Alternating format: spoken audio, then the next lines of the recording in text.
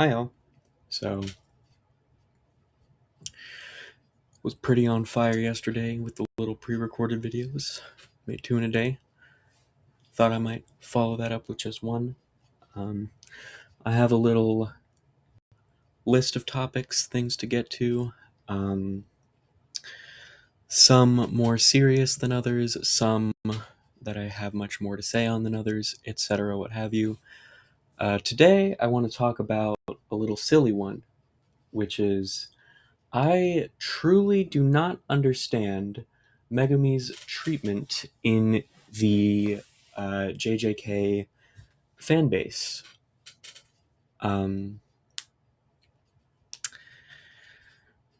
Firstly, I will say I really don't feel like doing much in the way of like an introduction for this one in terms of like talking about the show at large. So, unfortunately, this video will be quite inaccessible to the non JJK fans. Um, Also, spoiler warning, of course. Um, what I will do instead is talk a little bit about my relationship to the show. I was recommended it one day, quite offhandedly, by a friend who had only seen season one and just thought I might like it. So I watched the first episode, totally fell in love. Animation is so good. I was totally hooked about the story already. I had, of course, seen things about it online. Like I had seen JJK related media. I didn't really know too much about the show though. Like I knew a few people's names. Um, Anyways, after watching the first episode, friend number one mentioned to somebody else that they had recommended me the show and I really liked the first episode. And that person, friend number two, I ended up having a watch party with her one day. We watched almost half of the first season, not quite. That was very fun. And again, I was so totally in love with the show. I was completely hooked on it. Loved watching those episodes. Loved the intros and outros. And the fact that they have post-credit scenes. That was so charming. Um, and then along the way, friend number three was somebody whom I am largely in touch with online. We live a little while apart, not horribly, but what the hell ever. And as I was watching season two, like I knew that this person, friend number three, was like a super fan of the show, even more than me as of right now. So I was basically like live tweeting her throughout my whole viewing experience of season two. Um, and we still will now sometimes send each other reels about the show. Um, I do notice that about myself a lot. Almost whenever I make one of these videos, at one point I mention some friend of mine or another that ended up being the catalyst of what I want to talk about. But what can I say? I love my friends dearly, and um, therefore a lot of my life is lived through them in a way. Anyways, so once I finished with season three, because a fourth friend was kind enough to lend me their Crunchyroll login. Once I finished season three, I got really into scrolling through like the JJK subreddits, or like I started getting recommended it a lot of content about it on Reels, probably because of how much I was talking with my friend about it. Um, so yeah, I got really into like all of the fan like discussions and media surrounding it. And there are very, very easy to notice trends in the JJK fan base.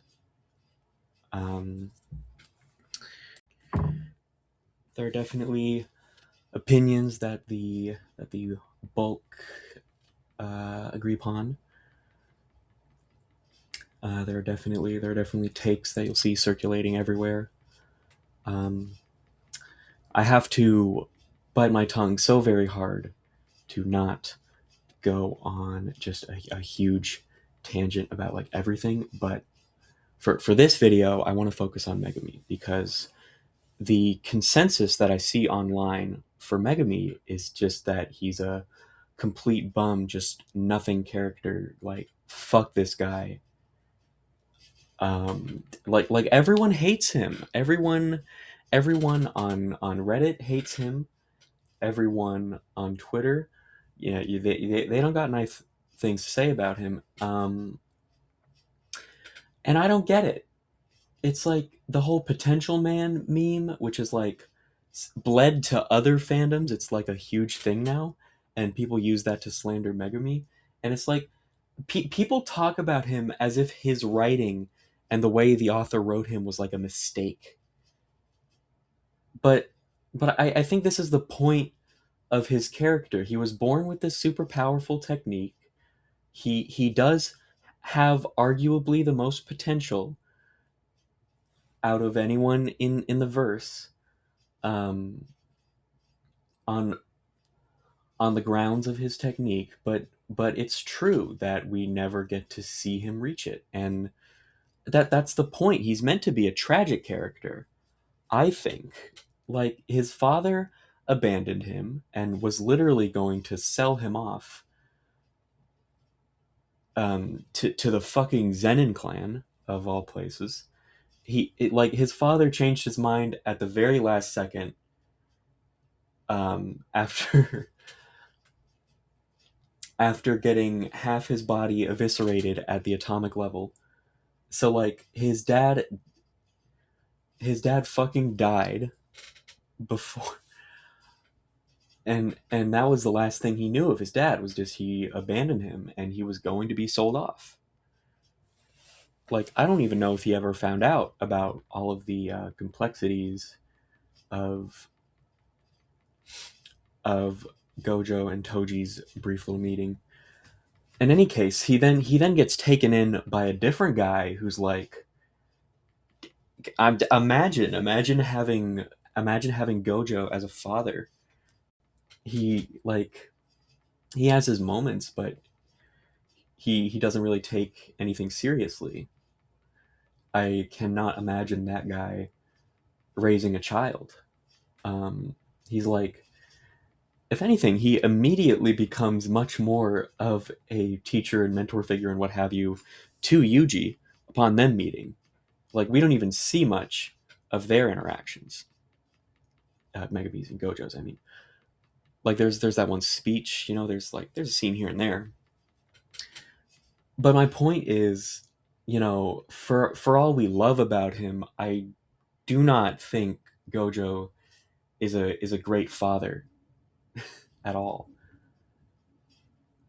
Um, so it's like, and I'm pretty sure his mom is just already dead. Definitely not in the picture. And then his sister was like, I mean, I'm not even gonna go into depth with all that because, firstly, it's spoilers even for me, and I shouldn't know it. But secondly, it's really sad, especially as somebody with two older sisters. That, my God, breaks my heart. But it's like, of course, look at all he's going through. I'm pretty sure he already had depression in the first place, but then you stack all of that on top of it. It's a miracle that he is where he is in the show. He's really clearly trying his best, and but like nobody gives him any credit. It's like, guys, he also he's what, 15, and the events of Jujutsu Kaisen take place in the span of a good 6 months. So it's like, how old even was he? Like 7 or 8 when Gojo took him in? And it's been like a relatively short time that he's been in the sorcery world. Like realistically, even that amount of time shouldn't even be enough to process all of that. Of course, you kind of have to do away with that notion because it is a fictional story. So I get that. Um, but like he's 15, I think. I think he's around. We're gonna say 15 for the sake of the video. I don't feel like looking it up. If I'm wrong, I'm wrong. But it's like, he's a teenager. He's a incredibly young person. He hasn't lived a lot, but at the same time, he's already gone through like some of the hardest hardships we see in the show. And and that's the point of his character. He was dealt such a horrible, shitty hand, and it's like, as as awful as it is to say, sometimes there are people that don't fully come back from things like that because it affects them that profoundly. And as much as we all don't want that to be the case, it is true that happens. That's not an excuse not to work on yourself and not to work past things, but I mean, Jesus, things happen to you and they affect you. And it's like, let's imagine him in a situation where he's not marked as the perfect vessel by the most powerful being in the universe, and he's not forcibly possessed and made to kill his own older sister. Let's imagine Megumi in a world where he inherited the Ten Shadows technique, but also had a loving father and a mother at all.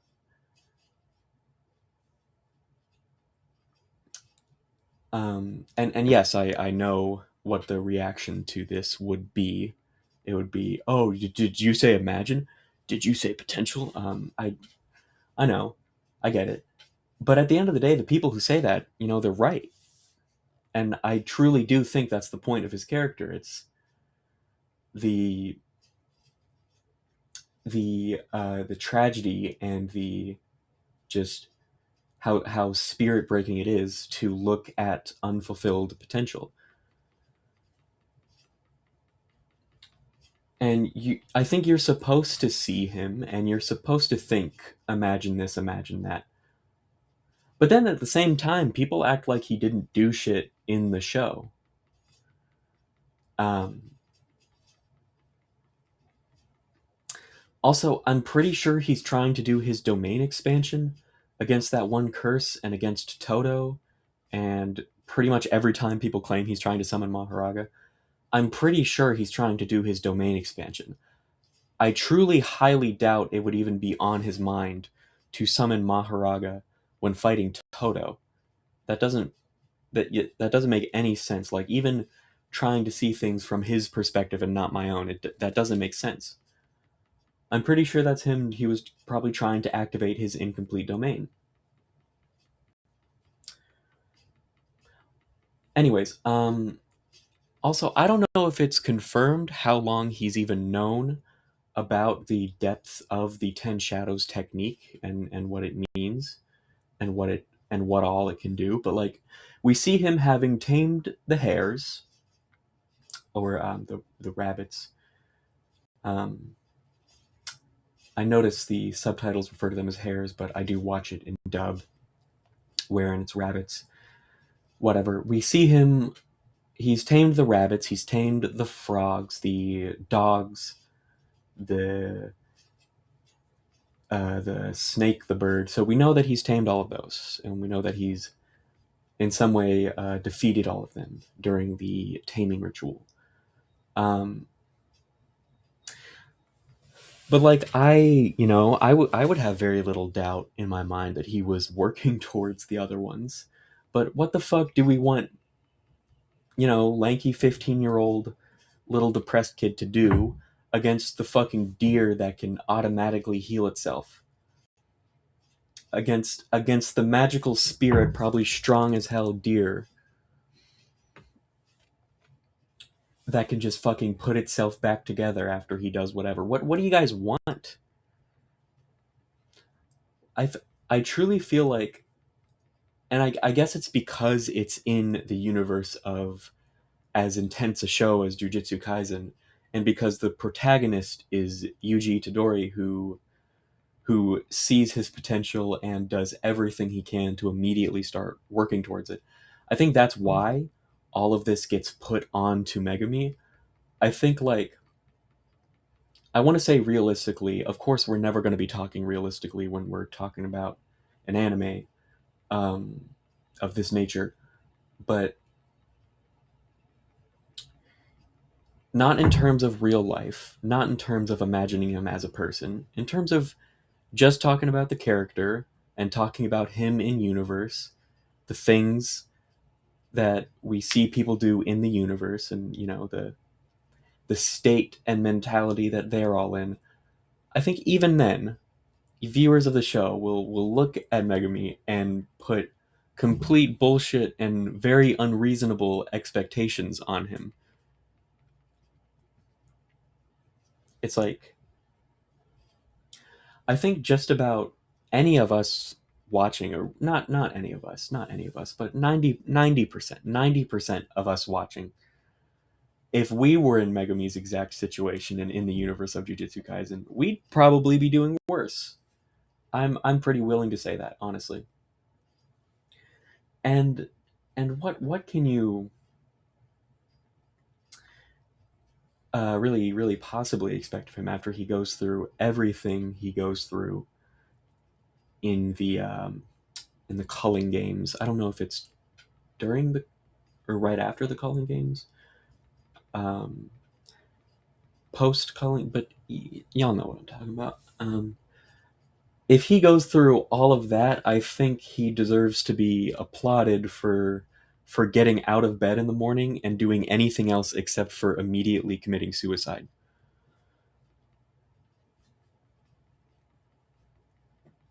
Um, and it's like, why can't people just look at his character and be happy for him that he has friends that love him and that he is ultimately trying his best? I think that's what his character should be. I think it should be a somewhat of a piece of solace, because we all really should be heartbroken looking at everything he goes through. Um, but at the same time, we can be uplifted somewhat by the fact that he keeps going in little ways and that he very clearly never stops loving his friends and family, um, despite how shitty everything is for him. But you don't see that online. You really don't see that online. You see people just absolutely hating him and just completely clowning on him. And it's very unfortunate because I just feel like his character represents so much more.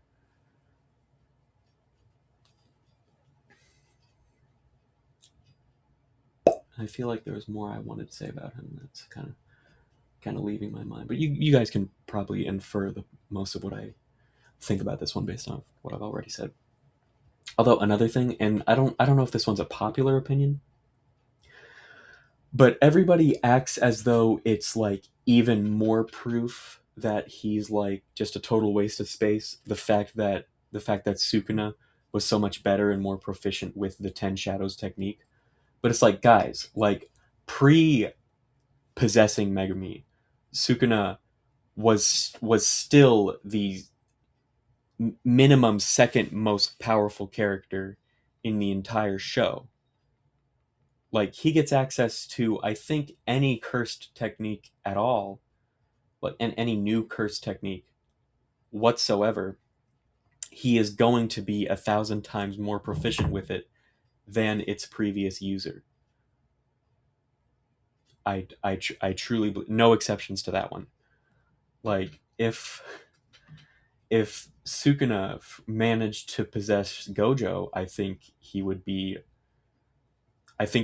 a million times better at utilizing the limitless technique in the Six Eyes than Gojo. Um, Plus, he would have a lot more tools under his belt to go along with it because that's his thing. So it's like, of fucking course, he was the first ever 10 Shadows user to tame Maharaga. I don't see why we would ever not immediately expect that. And I truly don't see how that's much of a point against Megumi, like at all. Um,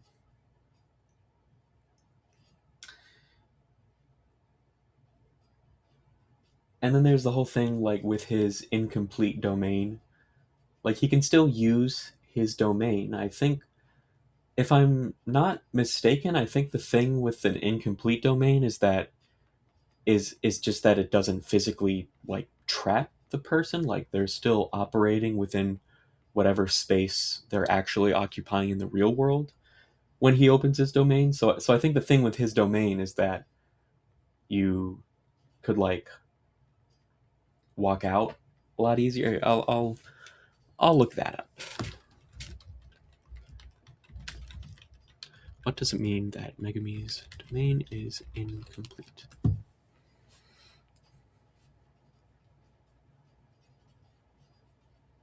Oh, self-sustaining barrier and sure hit effect. Why did Reggie do the wicker basket then? In any case, so he has an incomplete domain expansion, but I feel like people forget. I feel like this gets glossed over because we spend.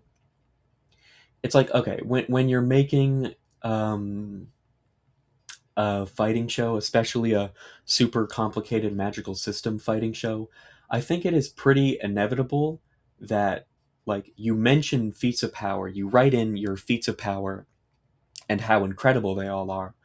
But then of course you have to have your main character eventually be able to do or somehow be better than all of those because they're the main character. And then you have to have your like, your aura and hype moments where a character does that one thing that's extremely difficult to do. But then what inevitably happens is people forget that in universe it's meant to be a super impressive thing. So I think it's not really touched on at all that domain expansions in general are meant to be an incredibly impressive thing to have at all. Um, I don't know if this is actually the case, but just off the top of my head, I think the very first domain expansion we see is Gojo's. But it's like he's Gojo. His whole thing is that he's the god of this universe and he can do just about anything. Like he's the sole exception, to every rule. Like that's his thing. So and that's the very first domain expansion we see, the one that comes from the guy that can do anything. So like that's our first exposure to it, and that's what we're probably going to think about when we hear about domain expansions from now on. It's just like, oh yeah, Gojo can do that. But it is mentioned that domain expansions are meant to be the complete pinnacle of um, of jujitsu sorcery, like at all. So surely Megumi as the little depressed 15-year-old first year student, having an incomplete domain that he is actually able to use and have be effective and is working on, why does that count for nothing to anyone? Why does it literally never get brought up? But anyways, those are my thoughts. I recognize his lack of feats in when you put him up against the main fucking character, his best friend. Um, I can even recognize that he's lacking on like a larger scale in terms of just the show and all of its characters. But I really feel like people just do not appreciate his writing, his backstory, any of the stuff he went through. I feel like people don't appreciate that he's intentionally written the way he is. I think people need to go fucking easy on the guy. I truly think that Megumi is doing fine for where he's at. Like it's a horrible, insane freak accident.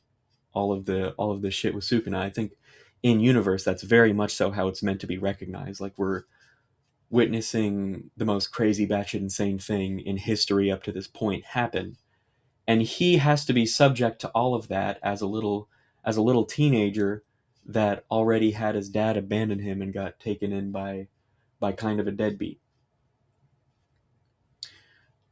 So it's like, guys, he's doing truly just fine for where he's at. People need to calm down. People need to calm down on the whole potential man thing and calling him a bum. You guys are wrong. I disagree with everyone that says that, like, pretty strongly. Um, so yeah, that's what I wanted to talk about for this video. So goodbye.